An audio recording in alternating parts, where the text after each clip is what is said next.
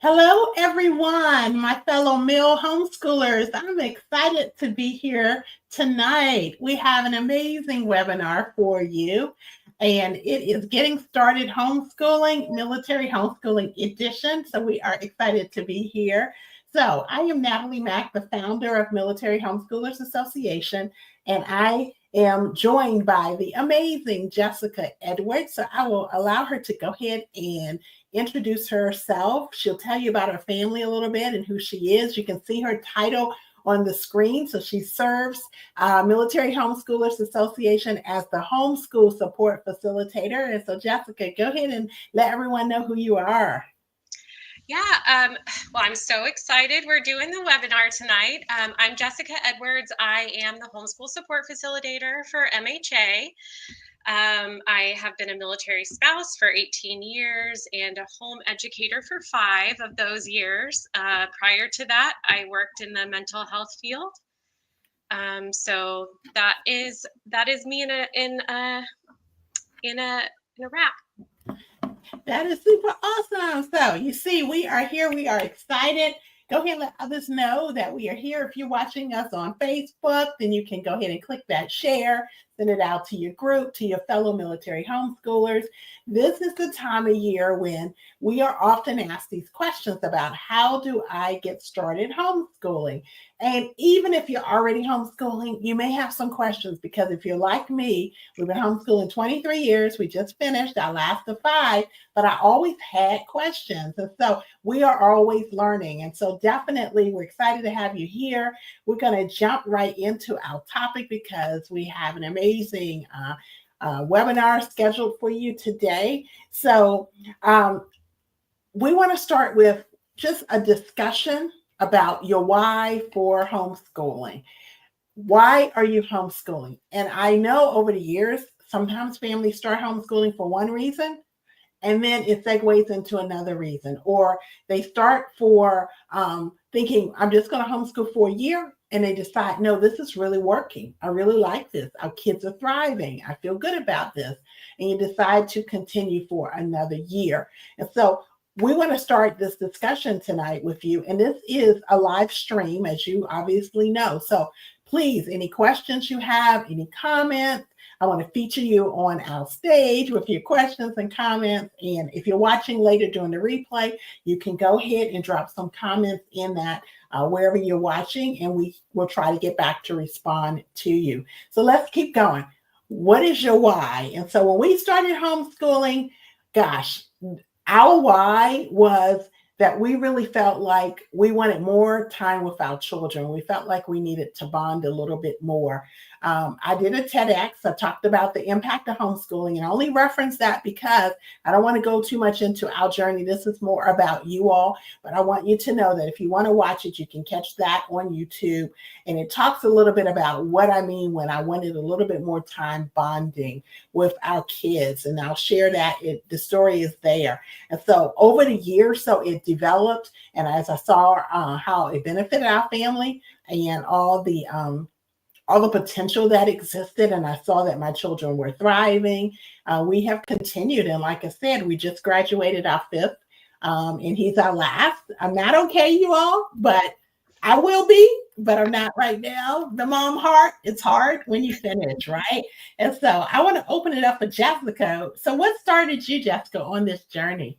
Yeah, I love that you mentioned how your why develops, because when we started homeschooling, my son was getting ready to enter kindergarten and everything was e-learning and packets sent home from the school. Hello, COVID times. Yes. So at the time, homeschooling was not on my radar, but I knew if we had to be home, I wanted to make it really fun and joyful, and just kind of isolate us from the weird things that were going on in the world at the time, Right, right? right, Um, right. However, it has evolved, and we found out that it worked really well with the military lifestyle and moves, and that's Mhm, shifted our why, and mhm. that has become the primary benefit, right? And it's honestly been one of the best decisions we've made collectively, and even just for my son, to personalize his education. It's been a great decision for us. So I'm excited to see what other people have to say, why they're looking into it or maybe got started. Yeah, so we just have, you can answer this. Don't worry if you don't have a reason right now, all right? Because sometimes you just don't know. You just feel like, I think I want to do it, but I don't quite know why. So, what's your biggest reason for exploring homeschooling? Drop it in the comments, and even later, you can definitely respond to that as well. And so, yeah, so like you said, a lot of families pivoted from COVID, right? I think COVID was an eye opener for a lot of families. They were able to really see that what they thought their children were learning really wasn't what they were learning. And so, did some families decide that they were going to pivot back to, public or private school, some other brick and mortar school? Sure. And families have that right to do that. And I know as military families, we often go in and out of homeschooling, depending upon the quality of the schools where our next duty station is. So I respect that. And I know that. But COVID was a turning point for a lot of people to actually start to homeschool. So I love that, Jessica, that what you were saying about that, and how, your son was set to enter kindergarten, and you saw some things, and you're like, now look, 5 years homeschooling, shout you Yeah. out. Yeah. And so awesome, awesome, awesome. So so just let us know, what's your reason for homeschooling? It could be more personalized education, right? That you can like tailor it to your children's needs. It could be flexible schedule and lifestyle. We know how important that is in a life like ours, where we don't really control our schedule. The military does, and mission always comes first. But with homeschooling, you can say, well, mission comes first, but now mission is saying our active duty member has time off, and we're gonna maximize that. Like I mentioned earlier, maybe you aren't too excited about your local public school, and you're concerned about some things. We did a survey. You may have seen the data release that, and if you didn't, you can read the survey on our Military Homeschoolers Association website, and it talks about families being concerned about that school environment, like they're concerned about bullying, they're concerned about school violence. So there's so many reasons, right? You might just want more family time, like I was kind of seeing we needed. I realized that by the time we got home from work, this was pre-homeschooling, right? Like my husband working, I'm working. By the time I picked up our oldest, who was kindergarten, I think at the time, and got home, we did, whatever kindergarten work she had. We got dinner, we got baths, hugs, love you, kiss, in the bed, and you fall in bed exhausted. And then you realize that all the time you have is just that little bit every evening. And then Saturday and Sunday, you have some time, and then it's back to the grind. And it wasn't enough. Like, it really wasn't enough. And so you might, though, curious. You might be joining this webinar right now, and you're just curious, like, tell me a little bit more. I want to know a little bit more, right? Everybody around me is homeschooling, and I want to understand what's going on. So let us know in the comments your reasons, all right? Because we want this to be interactive and engaging for you. So we're gonna go through remaining topics to be what homeschooling is and what it isn't, even though I should be careful with saying what it isn't, because homeschooling has expanded post-COVID into a lot of different ways that people call homeschooling. So I say there's traditional homeschooling, and then there's some new ways that people are homeschooling. And that definition varies by state too. Different states have laws that say, yes, that's homeschooling and that's not. And so I think we're figuring it out post-COVID, like it's a micro school homeschooling or not. So we're not really going to have that discussion about if it is or isn't per se legally by the state. But we can talk a little bit about, like, what is homeschooling, and, some things that it is not traditionally. And we'll talk a little bit about legal requirements, but we're not a legal organization. And so we're going to talk a little bit about that, curriculum options, and then, of course, the Q&A. So we are here for you for a while for this evening. So I'm going to segue over to Jessica. You want to talk a little bit about, like, the personalized education as well. Did you want to share anything about what you observed with that in terms of, homeschooling? Like, what comes up with that? Yeah, we're just kind of circling back to why, our reasons why, right? Why choose homeschooling? And a big reason that I hear a lot about why other families choose to homeschool is the ability to create a personalized education, okay? And the ability to tailor their education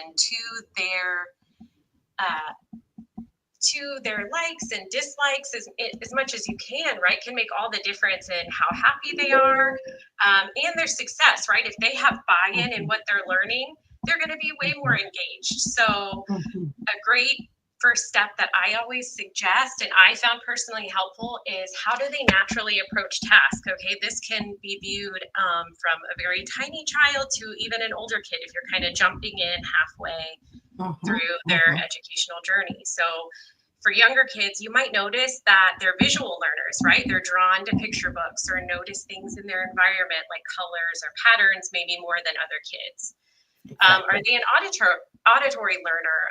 So they may easily remember songs or rhymes. Are they a kinetic learner?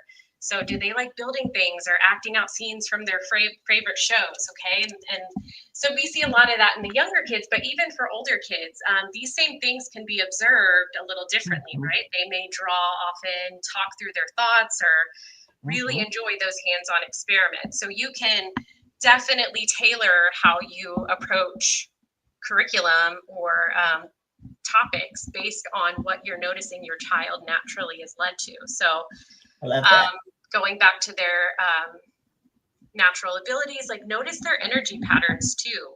Yes. So are they more focused in the morning or afternoon? I know for us, my son's focus is out the door after lunch. So we have to have our productive time in the morning. But a lot of kids are late risers, right? And that's okay. So if your schedule allows, maybe you have a slow morning and do the bulk of your work later in the day, and that's totally fine, right? Exactly. So that kind of brings us to our second why that we discussed initially, and that's flexibility in your schedule and pace. Yes. You don't have to follow necessarily an 8 to 3 schedule. Some families are highly structured, okay? Others are a little more go with the flow and really dive deep into those natural rhythms about like when they want to get up, and that's okay, right? So I always suggest that you look at the natural rhythm of your child and your family, right? Yes. So look at those two things and then adjust from there. It doesn't have to be this super analytical thing, but when do you guys like to spend family time together? What time does your child normally get up? And kind of go from there to see what flexibility in the day you can have and what pace, right? And every day does not have to look the same. So if it's a little different from day to day, that's like part of the beauty of homeschool. Exactly. So yeah. And so I think that's really key what you said. So much of that was incredible and was really good. And I know that's helpful for people. But one thing I know is that you touched on that really kind of I wanted to bring up again is this idea of being flexible with your schedule, especially if you have had your children in a brick and mortar. And so you realize now, and you need to learn how to become comfortable with it. You know, I recommend, I can't tell you what to do, but I think you will eventually. As a homeschooler, you become comfortable with understanding the rhythms that fit your family and the fact that you don't have to be constricted by like a 9 to 3 or 7:30 in the morning to 3 o'clock schedule. You can go with what works best for your family. And that's what Jessica was talking about. Look at that energy flow and be able to say, if you need to sleep in a little bit, maybe you're all late risers, but you can go like from like 10 or 11 to whatever time, right? Or learning doesn't always mean like actual academics. It doesn't have to be confined to a classroom setting. Even if you choose to do a school at home modality, it doesn't mean that that's all that you have for your learning. And so there's a lot of options there. So I'm really excited to like continue the conversation with that. And so as we go ahead and segue a little bit, then let's talk a little bit like what is homeschooling and what it isn't. Yeah, and like you said, post-COVID, things are changing and it's kind of ever evolving. So it's going to vary state to state. But the biggest thing, and you kind of touched on it just a second ago, is that we don't really want to tell you necessarily what homeschooling is or isn't, but at its core, right, it's education directed by a parent or guardian at home. Mhm. But it doesn't have to look like traditional school. And I think that's the biggest point in this section I just wanted to get across is I think, especially if you're coming, like you said, from a brick or mortar, it can be easy to fall into a pattern of trying to recreate that because that's what you know is the traditional school experience. Okay. Mhm. So Exactly. just take some time and really think about what you want it to look like, right? Because it Yes. can look different from family to family. Education is beyond papers. It's field trips and it's family time. So I that's basically just what I wanted to touch on is really looking at just getting back to the core that it's just education by you, and you get to define that as much as possible within the bounds of where you're homeschooling. Yes, exactly. So you can see there's a variety of reasons, right? And a variety of ways that people consider homeschooling. And so feel free to dabble in that a little bit, investigate a little bit, or do a little bit more research. And we have so I see questions are being put in our comments. So our poll, we did get an answer from that. I'm going to segue a little bit back, you all, so that I can put that poll up on the screen again and you all can see it also.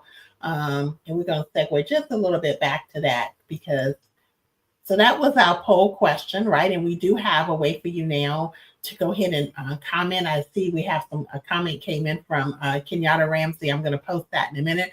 But what's your biggest reason, right, for exploring homeschool? And so that was what we talked about a little bit. But these are the options. So, and we went over these. But if you want to respond, and you can just put A, B, or C, or D, or E.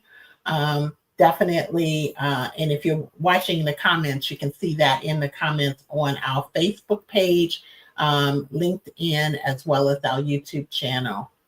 And so, and Miss Kenyatta, these are her reasons: B, C, and D. So flexible schedule and lifestyle, right? C is concerns about traditional school environment. And D is want more family time and connection, right? So it doesn't even have to be just one reason. We talked about your reason, your initial reason may change, but also you don't have to have just one reason. Oftentimes there's a variety of reasons, right, Jessica? That's right. Yeah. And it changes. So Yeah, exactly. And it will change, definitely. And then Linda says, yes, we unschool. We shifted from homeschooling 6 to 7 hours a day to making it a whole lifestyle. And we school naturally through our lifestyle. So see the freedom in that as well. And Marisa says, same, Linda. We tried to recreate school at home and it burned us out. So we got yes. a bunch of comments. I'm putting everybody on the screen, the comments that are coming through. Rita Roberts says, a lot of people ask, don't you have to have a lot of education yourself to homeschool? That's a good question. Don't you have to have a lot of education? Do you wanna try to answer that a little bit, Jessica, or you want me to? Well, I do know the requirements vary from state to state. Yes. I mean, so I'm going to defer back to that as far as Right. the legal requirements go. But I would say that if you meet the legal requirements of your state and you feel prepared to educate your child at home, then no, I don't think you have to have an education degree or anything. You know your child best, but I'll let you add to that. Yeah, I totally what you said is some of the states do have like a certain minimal level of education you need. And so again, we're gonna talk a little bit about legal in a few minutes, but you want to reference that definitely. But I think a lot of times when that statement is, mentioned about, oh, you need a lot of education, I don't even think those people that are saying that are thinking about it from a legal state homeschool law. I think a lot of times they are actually thinking about like their mind, professional teacher has gone through years of Right. education to be able to teach, right? And so they're thinking, well, how is it that you, as a homeschooling mom, potentially not a licensed teacher? I know there are homeschool moms who are licensed teacher, but if you're not, Yeah. they're thinking like, how is it that you're able to do that? Like, how do you have the confidence to do that? And I think some of that comes from a little bit of concern and fear. There are people who would love to homeschool, but that very thought holds them back. They feel as if they don't have a certain education that they feel they need to have, and so they don't choose to homeschool. But you do not need to have, a college degree or a master's degree or a doctorate or anything like that to homeschool. I always have said that parents are the best advocates for their children, and we know Absolutely. our children best. If we don't know how to provide a certain type of academics or education, or maybe you don't have higher level math skills, I believe parents, because they're committed to their kids, they will figure it out. They will find someone who can assist them. They will find a curriculum, and there's plenty of curriculums available that will help you as a homeschool mom. So don't allow yourself to, to believe that you have to have some, licensed teacher degree, because that's not accurate. So we're going to go a little bit in. I think, where are we going now? Here we got a couple of things we still want to cover. So hopefully you are joining us, and like I said, watching later. The next thing we wanted to get into is, let's talk a little bit about the legal requirements. And so I mentioned at the beginning a little bit of a disclaimer, right? How we are not a legal organization. But we can talk what we publicly know and what you publicly know or can have access to, right? So, what is that? There are a couple of sources you can find out about homeschooling. The one thing, though, I want to say first, before we talk about what those sources are, is that for military families, the one thing that I always talk about is that we do not homeschool based on home of record, or HOR. And I run into lots of homeschoolers in our community who, oh, I thought we homeschool based on home of record. Jessica, have you had that question? Have people mentioned that to Yeah, you? I mean, because it could get confusing, right? You pay taxes in one state and you're a resident of that state, but you live here. So yeah, it definitely muddies the water. But yes, you Yeah, will it can, right? And as military families, don't we always hear everything seems tied to our home of record anyway? yes, So it makes sense that you would think, okay, I homeschool based on home of record. And even for those who know that that's not legal, that you actually homeschool based on where you physically reside. And I'll even say where your children physically reside. And that's because we know sometimes military have orders one place, and the orders are connected to our active duty sponsor, and you, as maybe a potential mom, let's say, and there's dads that homeschool, so shout you out, dads. But let's say moms that is stationed somewhere else. You're living somewhere else, is what I should say, with your children. And so it really is not even connected to duty station. It's really connected to where your children physically reside, because you're homeschooling your kids. So the law is concerned about your children and making sure that they are getting an education.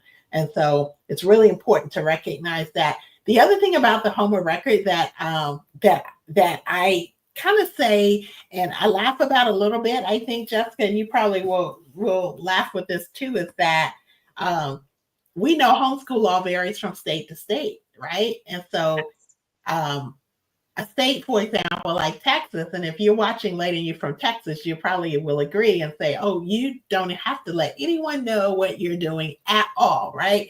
And you probably don't want to get orders and PCS away from Texas, because you love the fact that you can do what you want and you don't have to inform anyone. So that would work for home of record for you, right? But think about it. If it was based on home of record, what if you're in a state like New York, where it's highly restrictive, right? You can homeschool, it's legal, but there are rigorous laws that you have to follow. And so you might not be happy with having to go by New York. So it does make a difference. It really does. So where can you find out homeschool laws? Jessica, did you want to touch base a little bit, and I'll add to it. You can mention one or two places, and I can come in and say a few. Yeah. The first place I always recommend is if you are in the United States, your state's Department of Education. Okay, I always recommend going there first. They will have their homeschool laws listed somewhere on that page, more than likely. That's my first place to go. The second place I recommend, at least to get contact and resources, is your school liaison. Some are more familiar with homeschool requirements than others, but that's also a great place to figure out a good starting point. Yep. Yep. Excellent. Excellent. So another place would be your state homeschool organization.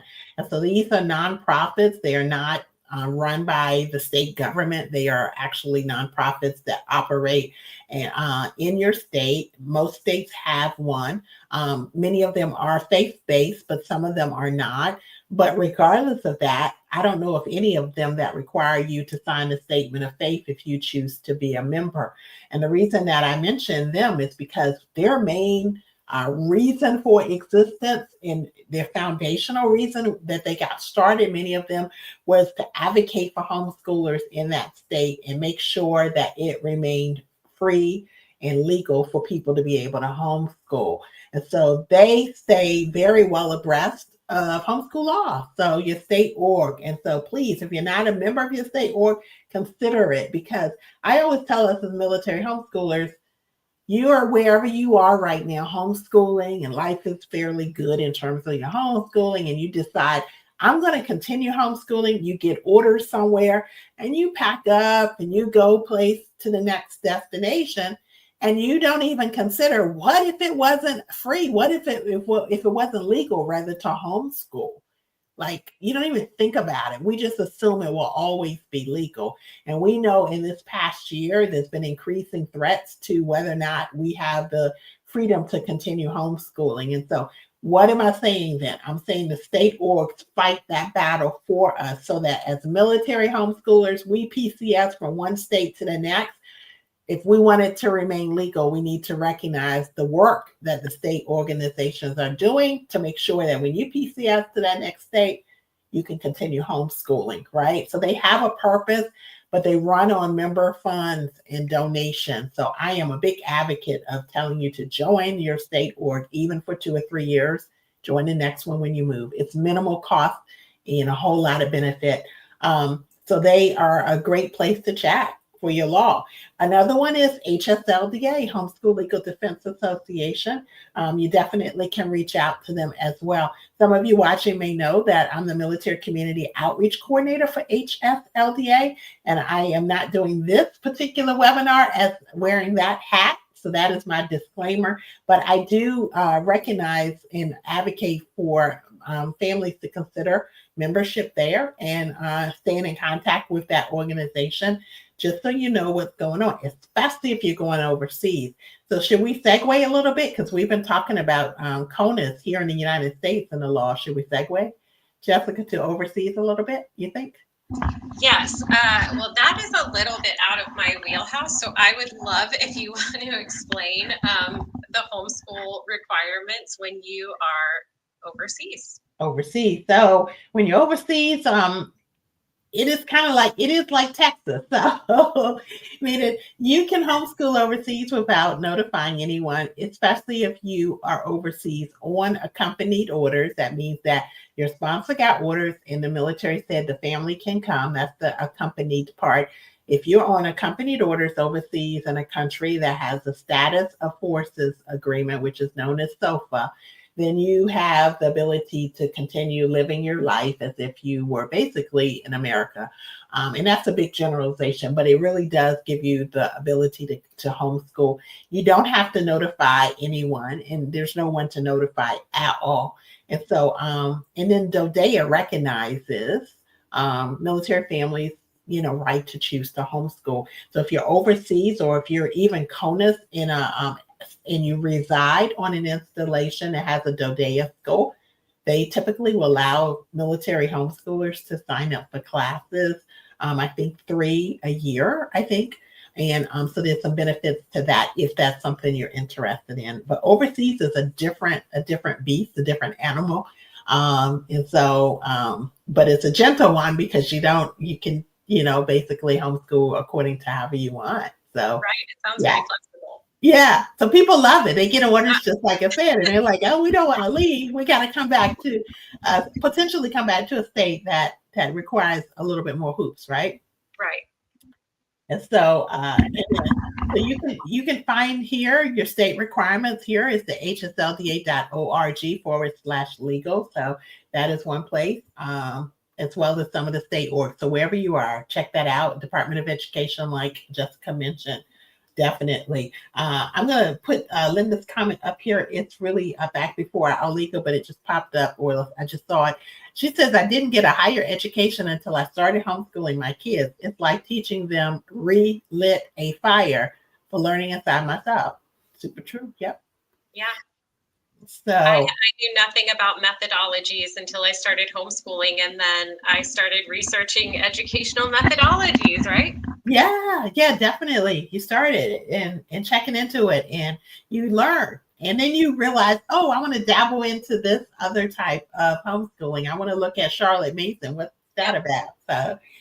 So we're going to go ahead into the homeschooling style right now. That's our next avenue. Jessica, did you want to pick up with that? Yes. So this is everyone's absolute favorite topic. Yeah.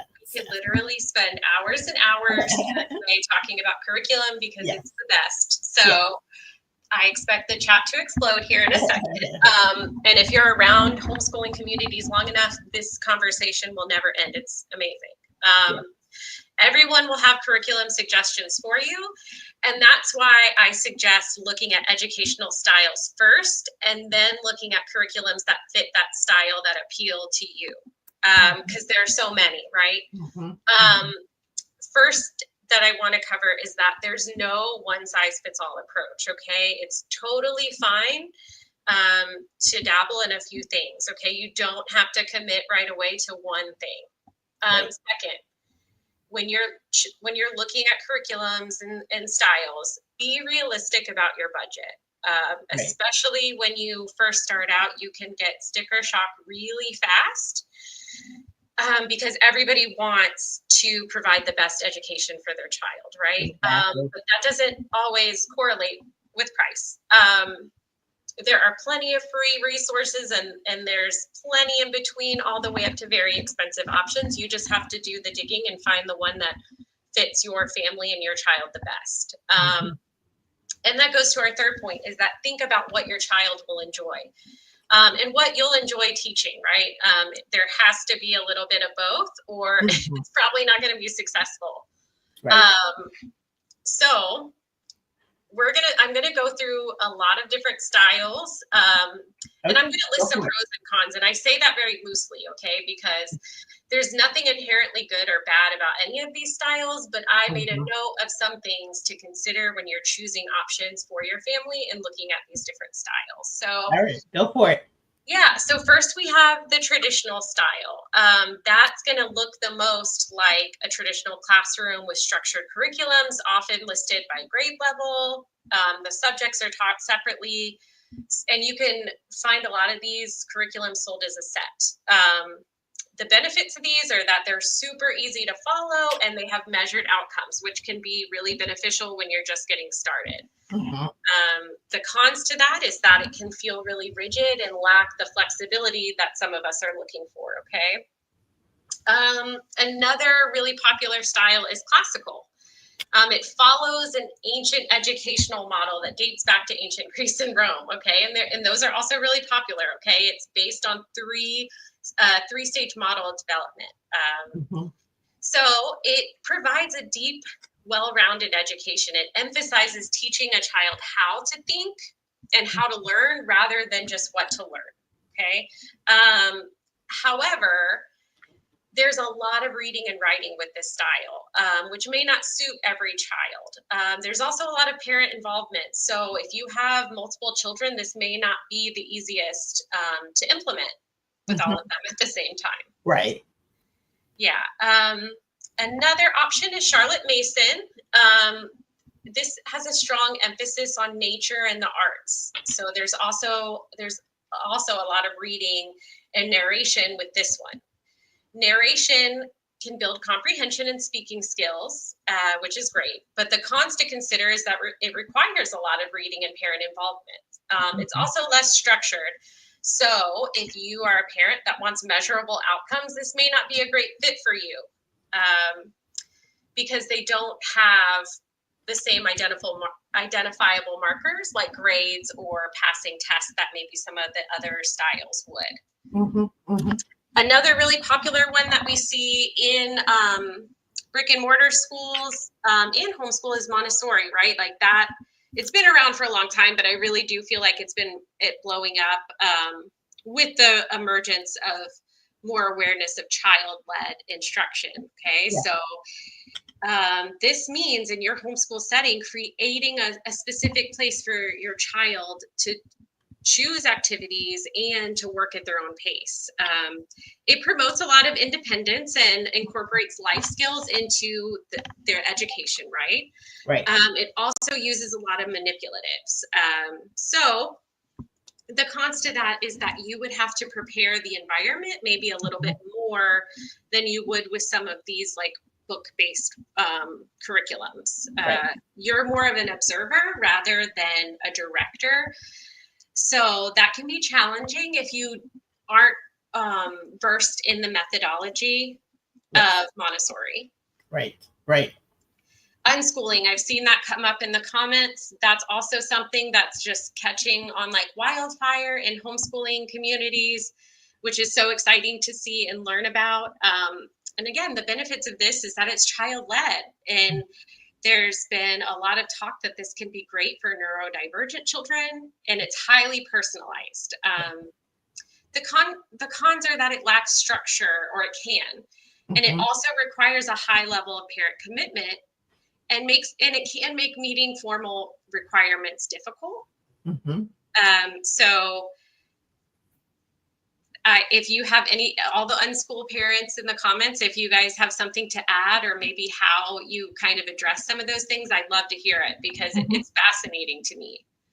And then one that I personally follow, because none of any of those styles, as far as like one size fits all, works for us, is eclectic. And that just means you use a mix of various styles, right? It can be flexible in regards to time and budget.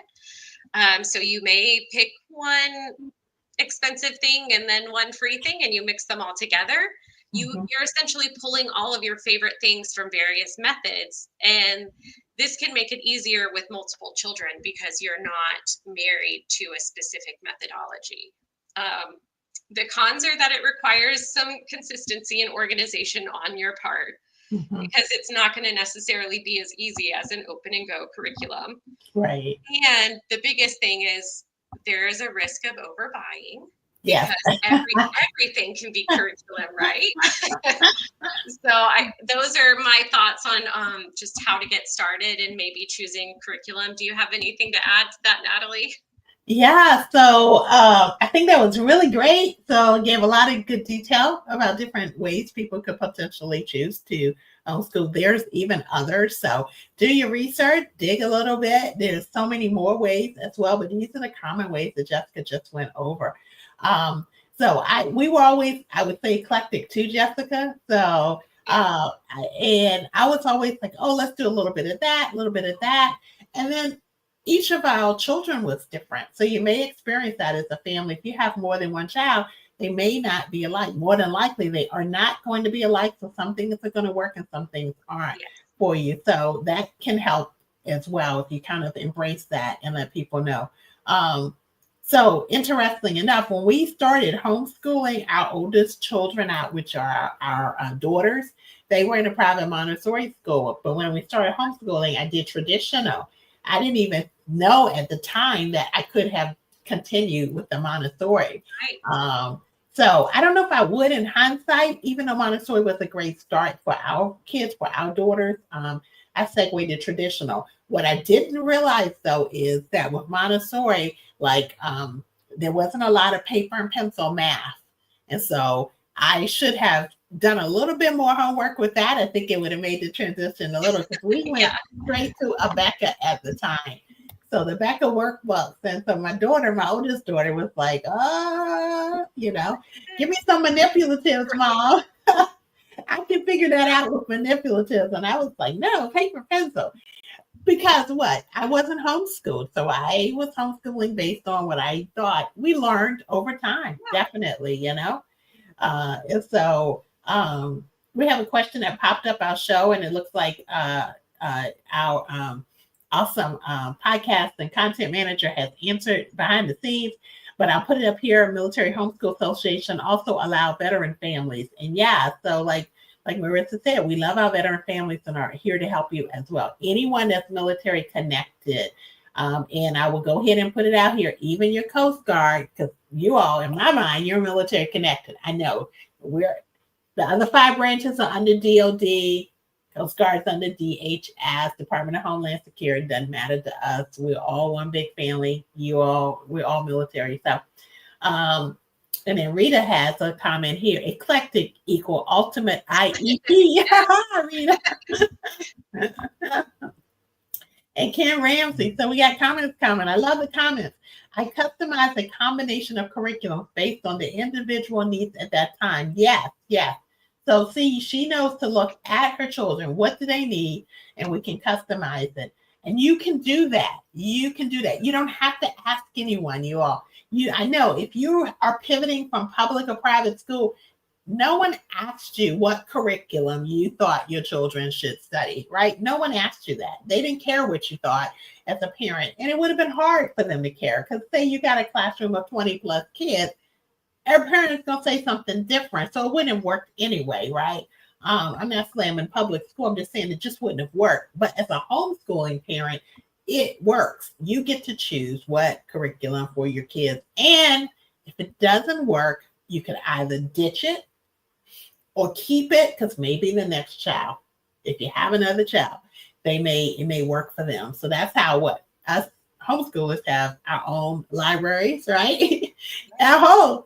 Yes. How many books you have a lot of books too, right, Jessica? Yep. And just to kind of touch on that, right? Yes. So like you said, when you switch, if your children have attended school in some capacity, it can be really overwhelming to look at all the curriculum options, because there are so many. Yes. Don't forget to look at the resources you already have available. Okay. Yes. Local libraries are a wealth of books and educational materials and software, right? There's programs you can log into with your library card information from home. Tons of those kind of apps. So start there.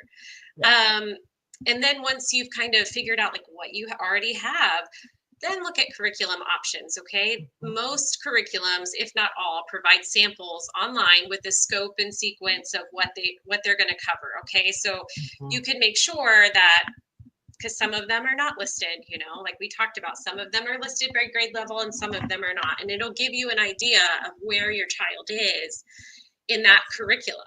Yeah.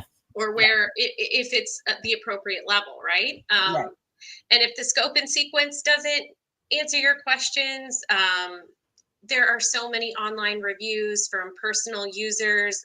I promise if you just do a quick search, there are plenty of flip throughs and curriculum opinions out there. You will find the information that you're looking for. So yes. And also, just speaking of budget, there are a ton of curriculums available for free as well. So if budget is a big concern that's holding you back, please do a dig into those, because there's plenty of them and they suit all needs. So don't let that be a deterrent either.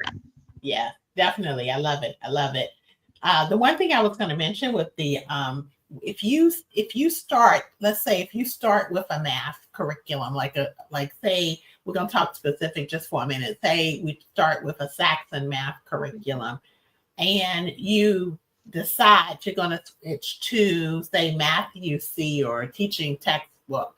Just know that if you do the placement test for teaching textbooks or Math UC or anything, your child may not fall right in the same space that they would have if you were still with Saxon. Does that make sense? So understand they are different methodologies.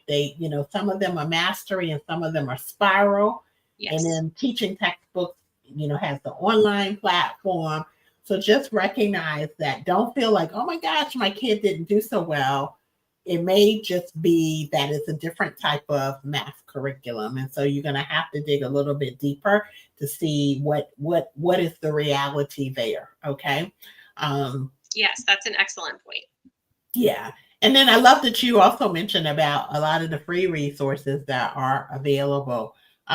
So don't feel like you have to put a lot of money in. So also check your local area for resales, curriculum fairs, curriculum sales. There's typically several in our area, and I don't think our area is unique. I think most states and most localities have curriculum sales. And then if you go to the state organization's annual convention, many of them have curriculum for resale or vendor halls where you can get a discount, right? So there's a lot of options. So I love that you mentioned that because families often think about that cost, especially if you're thinking about homeschooling and you're saying, wow, okay, maybe you were a dual income family and you are just kind of counting the pennies and saying, does this add up? Can I actually stop working to stay at home? We know there's plenty of people who are increasingly finding a way as dual income to homeschool or single parents to homeschool.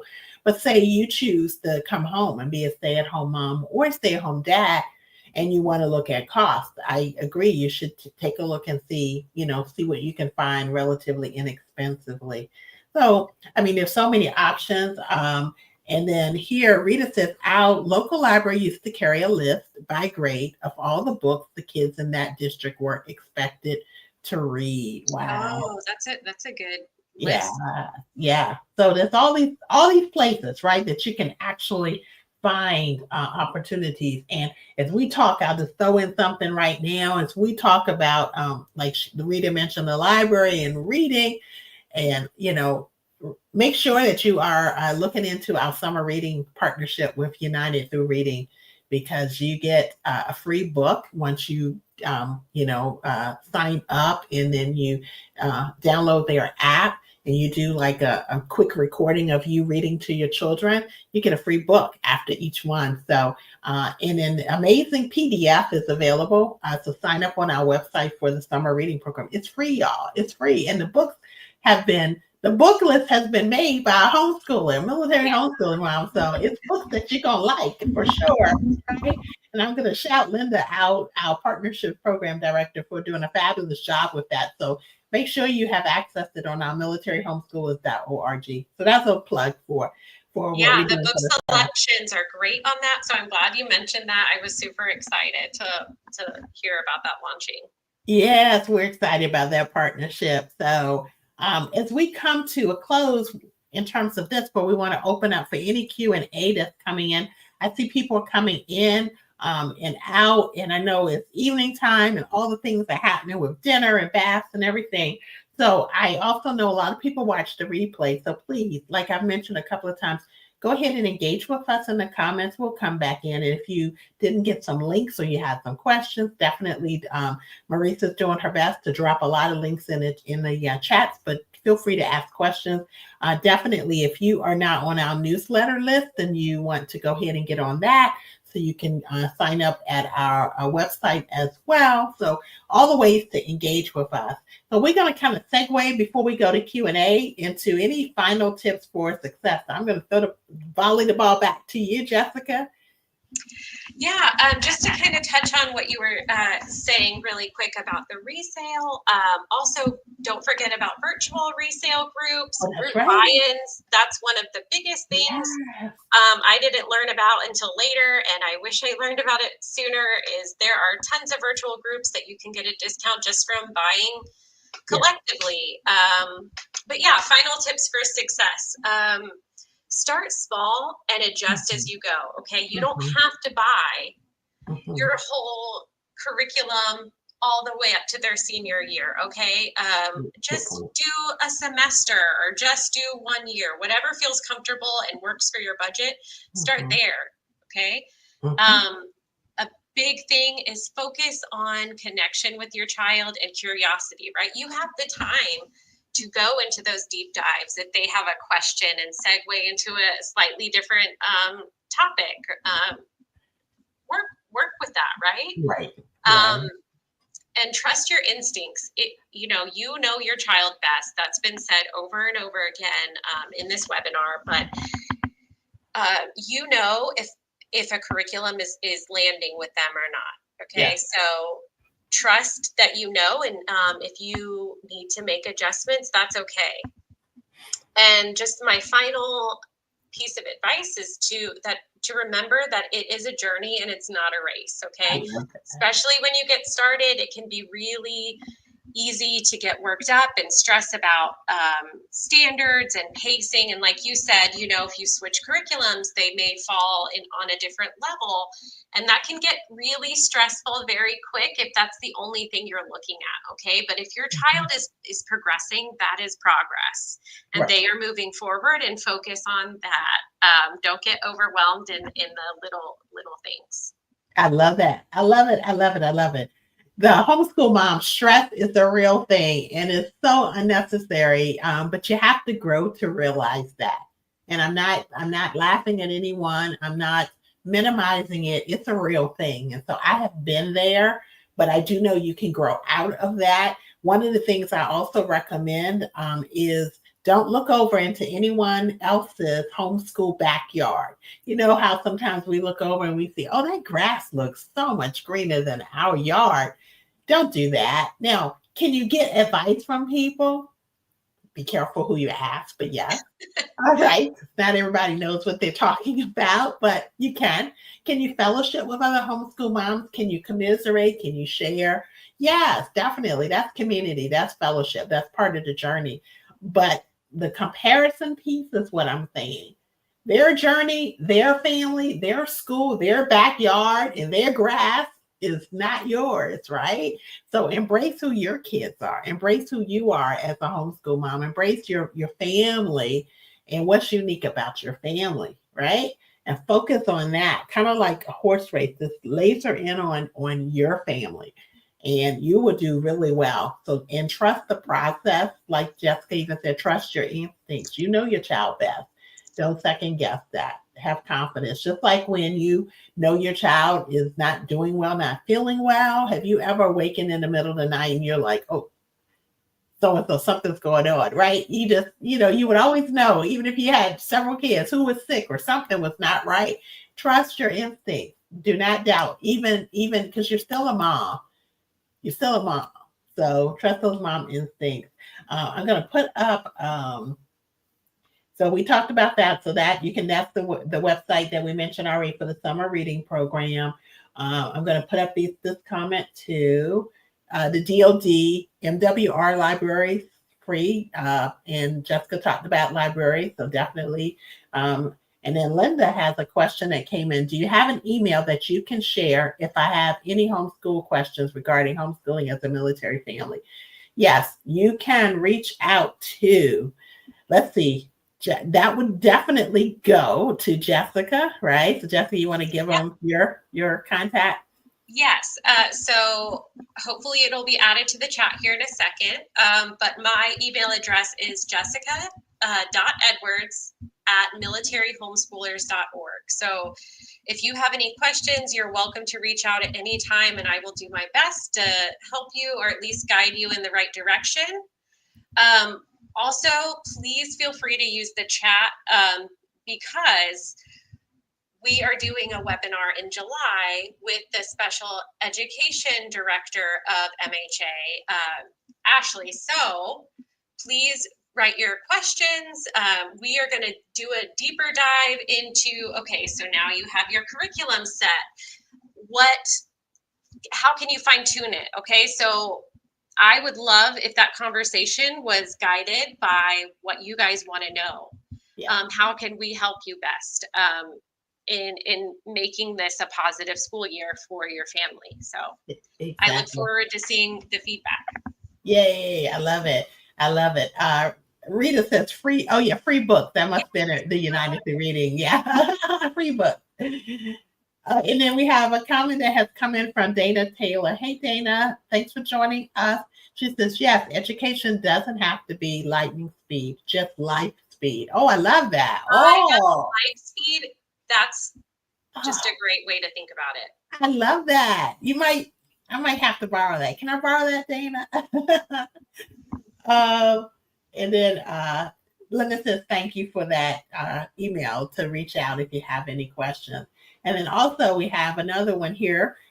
Also, you can send an email here and we can forward to our different departments for specific support. So the info@militaryhomeschoolers.org, and it will go out. So we have several, we have resources manager. We have, so if you have a resource that you're interested in getting in front of the military homeschool community, we do our best to, we're protective of our community. So just if you are a resource, we do want to meet with you and make sure that you have our best interests at heart. So I will put that out there, but don't be intimidated. Just want to let you know.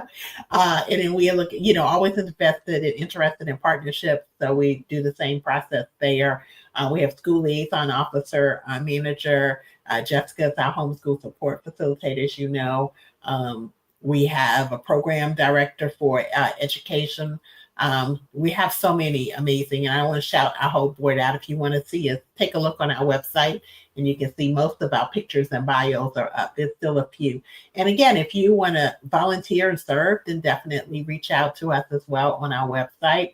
And so any questions, we want to open up for any questions as we bring everything to a close. I can't pronounce the first name, but I will say LaBoy says, thank you for your information. You are welcome. You are welcome. So we've covered quite a lot. And so just to recap, we've covered all kinds of things. So we had a poll asking what's your biggest reason for exploring homeschooling? We went over what homeschooling is and isn't, knowing that parameter, a lot of that's set by the state too. We talked a little bit about legal requirements, and then we told you where you can get your best legal resources from, and questions answered. Jessica did an amazing job too with curriculum options and talking through a lot of the common ones that families choose. And so as we bring to a close, if you have any questions, again, feel free to put in the comments now while we are live. And then if you're watching later the recording, let us know, do hashtag replay and put any comments and questions. We'll get back to that.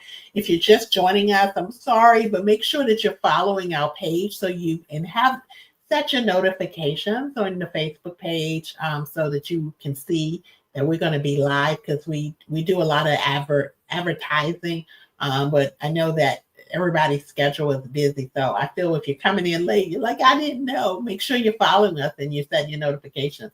And then want to make sure we have an incredible getting started checklist that Jessica created. So I'm going to put it up here, but it's also in the comments. So you can access this form to get the getting started checklist. It's amazing.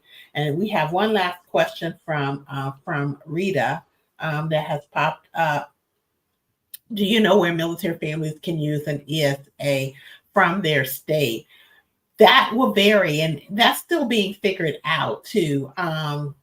Different states, like for example, Florida, what I think I'm learning about with Florida, and Rita, I know at one point you were there too in Florida, but that you aren't, I think you are no longer a homeschooler, I think, for one of their programs. So you want to check into that, because I know if you are in a state where you have been using ESA money and then you PCS somewhere else where maybe you can't use it or they don't offer it, I know it can be challenging. If you have any questions about that, again, I would say reach out to the state, or because they do a great job, and reach out to HSLDA as well.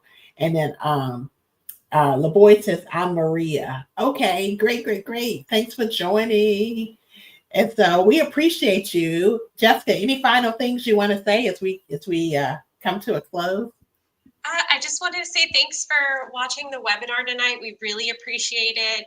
One of our primary goals is to build community, right? We don't want everyone having to reinvent the wheel every time you PCS. So I'm glad that you're here and we can build this community and we can collectively have resources for each other, right? And share our knowledge. So I'm just really appreciative and grateful for tonight. Yes, and I'm appreciative for you, Jessica, joining and how awesome this is. We have lots of resources, lots of upcoming partnerships and programs. And so make sure you stay tuned in and get on our newsletter and follow us on our social platforms, including Instagram, Facebook, of course, YouTube channel. Follow our podcast, Base and the number 2, Base. Military homeschooling. Kenyatta puts up here great information. Thank you. You are so welcome.